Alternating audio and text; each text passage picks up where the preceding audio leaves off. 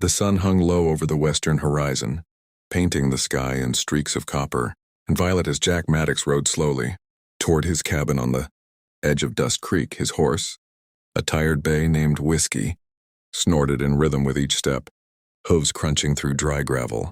3 months of cattle driving had worn Jack thin, both in body and spirit. The trail had been long, filled with storms, stampedes, and nights so cold he thought his bones would crack. All he wanted now was rest, a warm fire, a plate of beans, and silence. When the outline of his cabin appeared beyond the ridge, something like peace touched him. The small wooden structure stood against the endless desert, its roof sagging a little. Smoke chimney cracked, but to Jack it was home. He smiled faintly, tipping his hat as if greeting an old friend. But as he drew closer, unease crept into his gut. The door wasn't shut all the way. It moved slightly in the wind, creaking like a whisper. He dismounted quietly, boots crunching softly against the dry ground. The air smelled faintly of wood smoke. His brow furrowed. He hadn't left any fire burning when he rode out. His hand slid instinctively to his revolver. Every nerve was awake now. Out here, a man couldn't afford carelessness.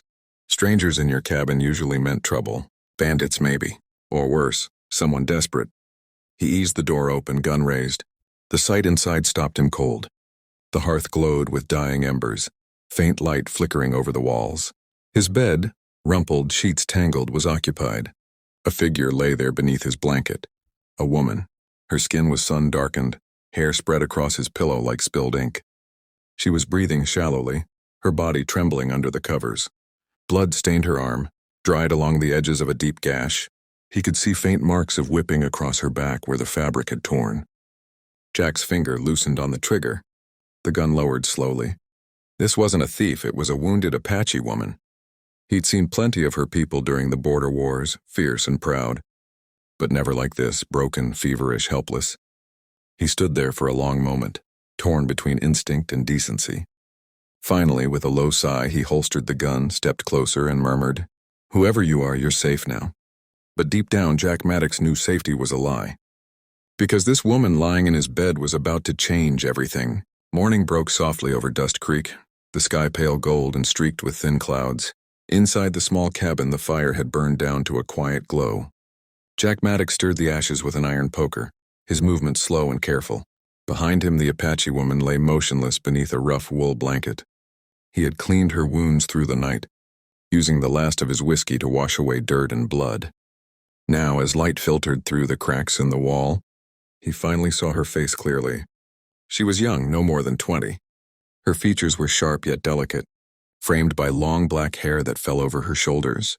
But her body bore the story of violence, lashes across her back, bruises at her wrists, a deep cut on her arm. Jack's chest tightened as he looked at her. He'd seen injuries like these before, done by men who thought they were righteous. Soldiers, most likely. When she stirred, her eyes snapped open, wide, wild, and full of fear. She tried to rise, but pain stopped her short. Jack raised his hand slowly, palms open. "Easy now," he said in a low, steady voice. "Ain't no harm coming to you here." She didn't understand his words, or maybe she did, but didn't believe them. Her gaze darted around the room, searching for a weapon or a way out. When she saw his rifle resting against the wall, she flinched. Jack sighed, took a tin cup, and poured water into it.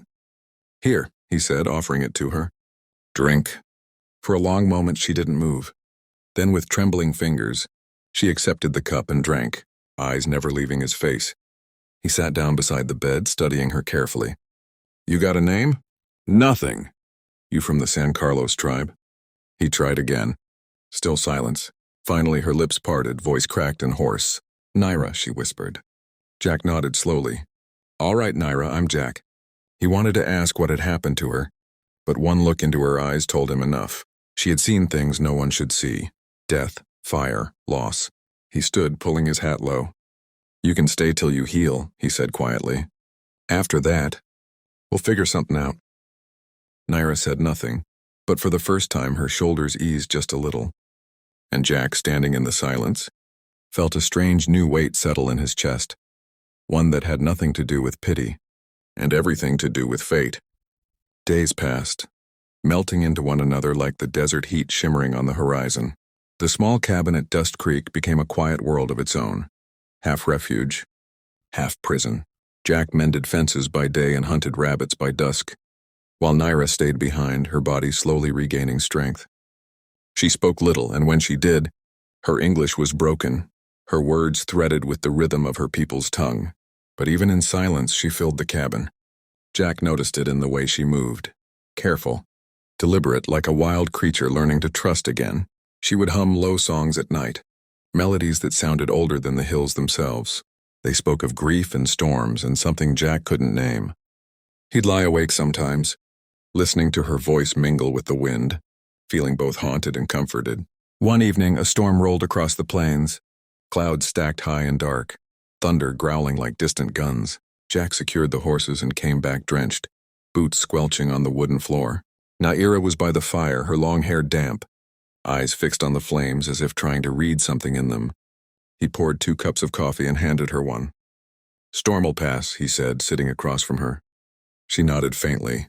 "Storms always pass," she murmured. Jack chuckled softly. "You talk more than you used to."